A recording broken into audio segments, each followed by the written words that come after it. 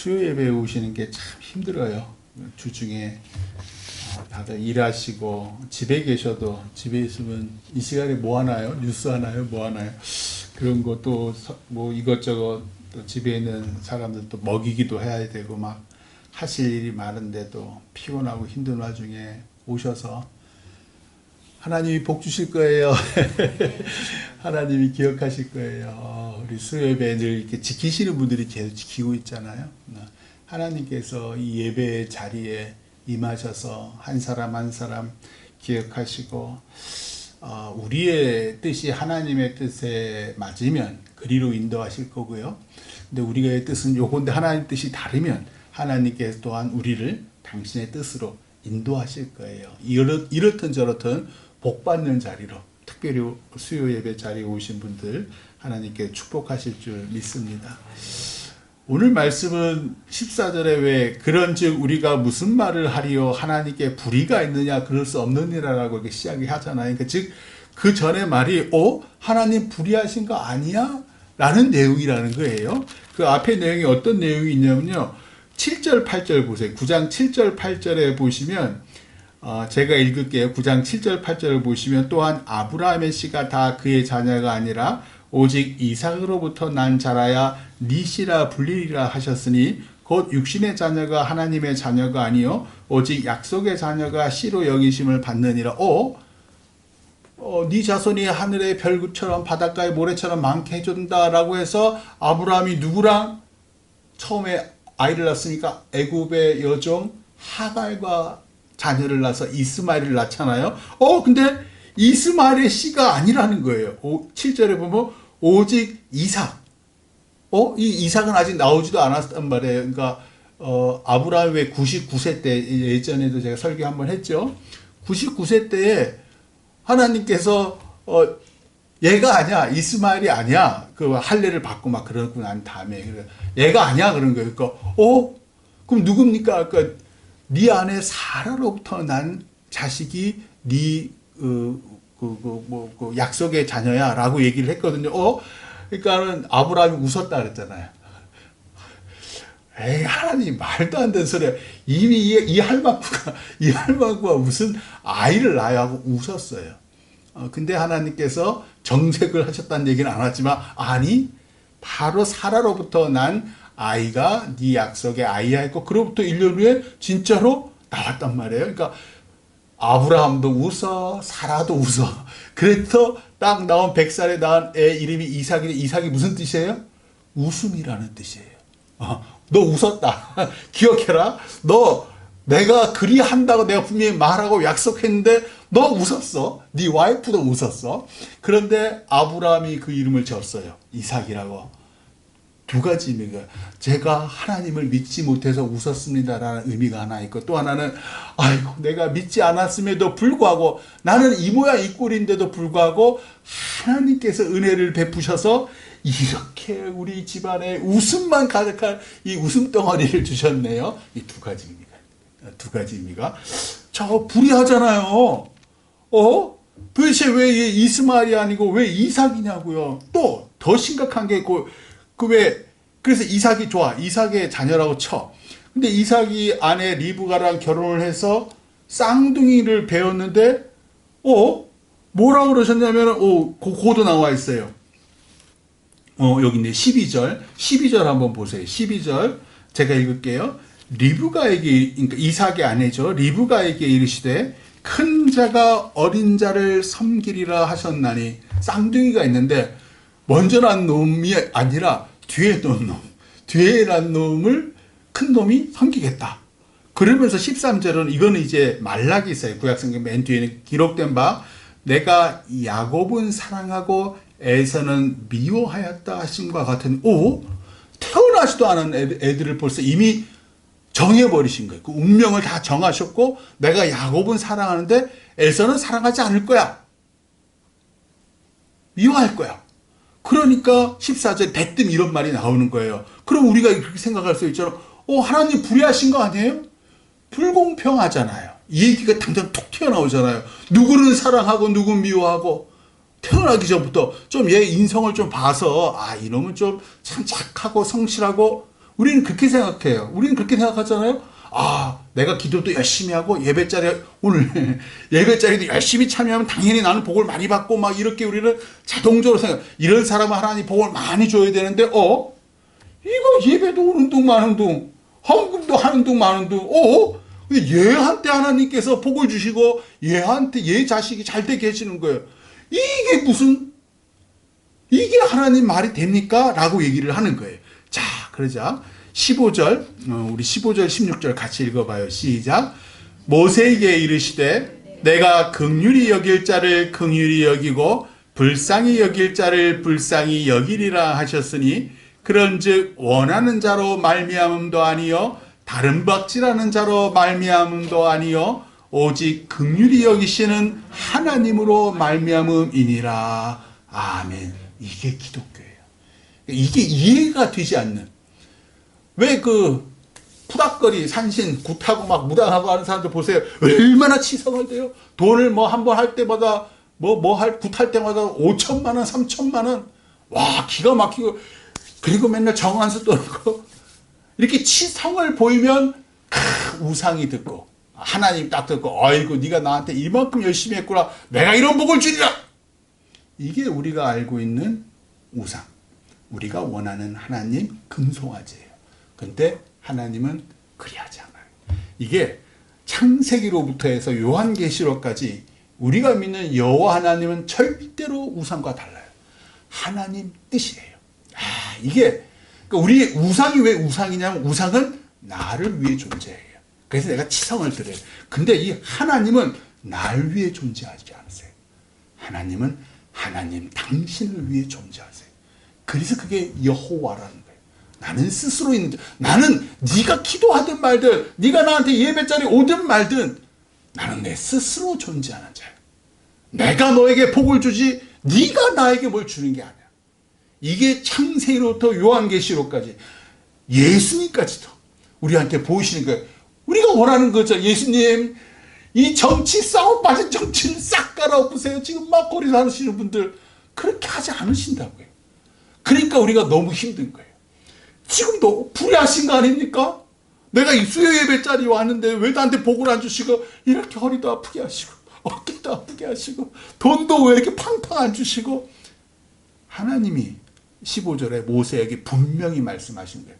내가 출애굽기에서 나온, 내가 긍휼히 여길 자를 긍휼히 여기고 불쌍히 여길 자를 불쌍히 여기랴. 네가 아무리 원하고 16절 그런즉 네가 막 원하고 또 다른 박질할 네 능력이 있고 그런 것도 아니고 오직 내가 너를 긍휼히 여길 때에 내가 너에게 은혜를 주고 내가 너의 자녀를 축복해 줄 거야. 이게 하나님의 하나님 되심. 이게 다른 세상의 모든 종교와 모든 우상과 다른 하나님의 하나님 되심이에요. 그러니까 우리 인간이 이해할 수가 없죠. 자, 17절, 18절. 이게 그러니까 하나님이 깊은 곳으로 가는 거예요. 17절, 18절 같이 읽어봐요. 시작. 성경이 바로에게 이르되 내가 이 일을 위하여 너를 세웠으니 곧 너로 말미암아 내 능력을 보이고 내 이름이 온 땅에 전파되게 하려 함이라 하셨으니 그런즉 하나님께서 하고자 하시는 자를 긍휼히 여기시고 하고자 하시는 자를 완악하게 하시느니라. 아멘.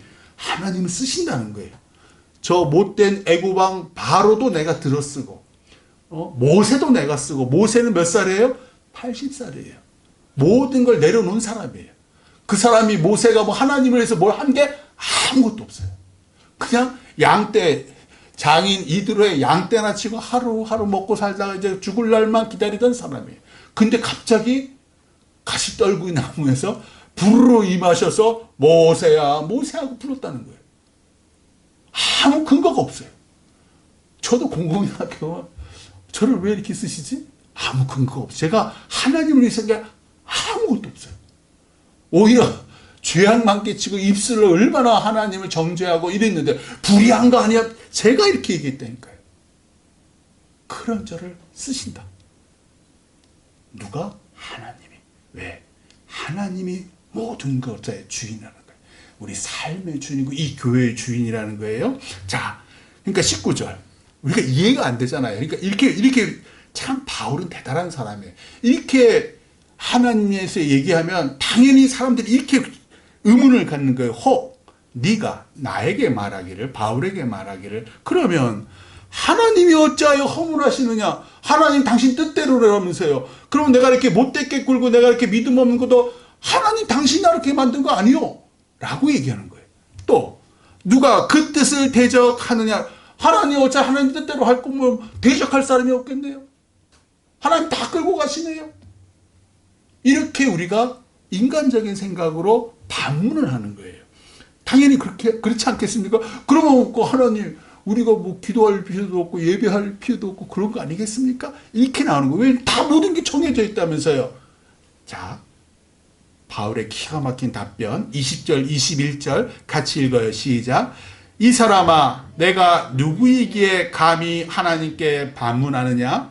지음을 받은 물건이 지은 자에게 어찌 나를 이같이 만들었느냐 말하겠느냐? 토기장이가 진흙 한더기로 하나는 귀 있을 것을 하나는 천이 있을 것을 만들 권한이 없느냐. 아멘. 참 우리는 하나님께 늘 반문을 해요. 이해하지 못한 하나님 원망도 하고, 그 모든 것들은 내가 하나님이 되어 있기 때문에 하는 거예요. 내가 내 주인이에요. 우리는. 그래서 하나님의 하나님 되심을 인정하지 못하고 내가 하나님이 되어 하나님을 판단하려고 해요. 그게 죄예요. 그게 죄인데 그럼에도 그게 죄인지 몰라요. 그래서 바울은 이렇게 표현하는 거야. 이 사람아, 너는 피조물이야. 너는 하나님께 지음 받은 유한한 존재야. 너는 썩어 없어져. 이 얘기를 하는 거예요. 그러면서 21장 토기장이가, 자, 하나님이죠. 조물주, 창조주 하나님이, 자, 이 흙 한 덩이로 하나는 귀 있을 것을 만들고 하나는 천이 있을 것을 만드는 거 너 인정하지? 너 도자기 그릇 가면은 그렇잖아. 너 주방에서 아무거나 허드렛 일 하는 그 그릇에 쓸 거, 그럴 수 있어? 하나는 귀하게 왕과 귀족들이 쓰는 그 그릇을, 아이고, 그것도 인정하잖아. 그치? 마찬가지야. 하나님은 창조주 하나님께서는 귀 쓸 그릇도 본인이 만드시는 거고 천이 쓸 것도 본인이 만드셔. 자, 그럼 너는 귀 쓸 그릇이니? 모르겠는데요. 모르는 게 당연해. 너가 지금 살고 있는 이 자리, 너가 아무리 세상에서 작은 일을 하면 그것이 천이 쓸 것이라고 생각하니, 아니면 네가 세상 높은 곳에 있으니까 네가 귀 쓸 것이라고 생각하니, 천만의 만만의 말씀. 그거는 세상이 규정하는 거야. 내가 규정하는 삶은 달라. 나는 저 밑에서 아무도 없는 똥 푸는 그 일을 하더라도, 아니 집안에서 너무 그냥 울며 남편한테 두들겨 맞는 그 일을 하더라도 나는 너를 귀 쓸 것으로 만들었어. 네가 세상 아무리 높은 곳에 있더라도 네가 내가 준 그 자리에서 네 역할을 아니하고 오히려 하나님과 대적하는 역할을 하고 오히려 죄악에 빠진다면 너는 아주 천이 쓸 것, 아니 그릇도 아니야. 진노의 그릇이야. 그 얘기를 하시고 싶은 거야.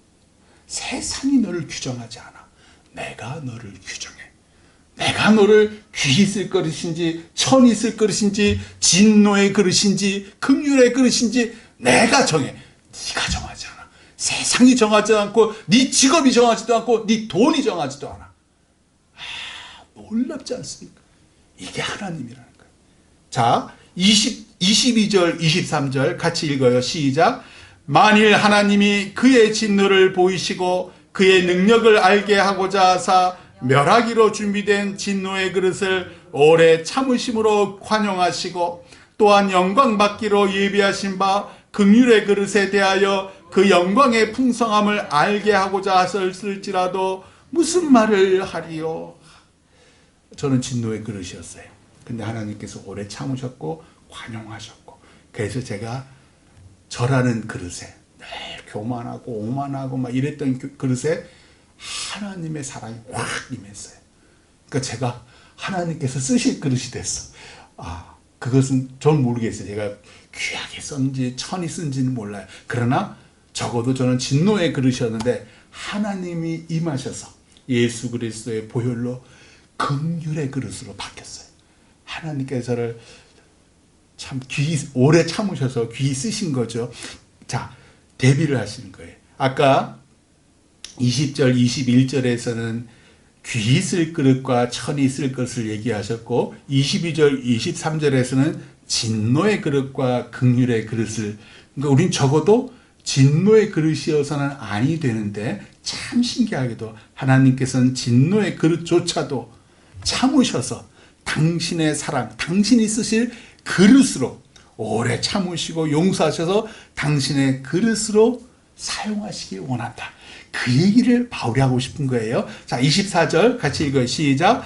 이 그릇은 우리니 곧 유대인 중에서뿐 아니라 이방인 중에서도 부르신 자니라. 아멘. 육신의, 처음에 아까 그 앞에 육신의 자녀가 하나님의 자녀가 아니고 오직 약속의 자녀가 하나님의 자녀다. 따라서 나는 너를 불렀다. 너는 나의 귀히 쓸 그릇이다. 라고 얘기하는 것이요. 아무쪼록 명심하세요. 나라는 존재 자체는 아무 가치가 없어요. 사실은 죄악 덩어리예요.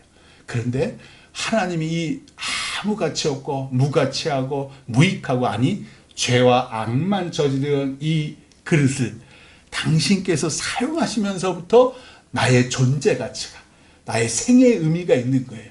아, 감사합니다가 절로 나오죠. 아무쪼록 우리 안에 하나님의 사랑과 용서가 담겨서 담뿍 담겨서 우리 삶에 하나님의 영광이 드러나기를 주님의 이름으로 축원합니다. 기도하겠습니다.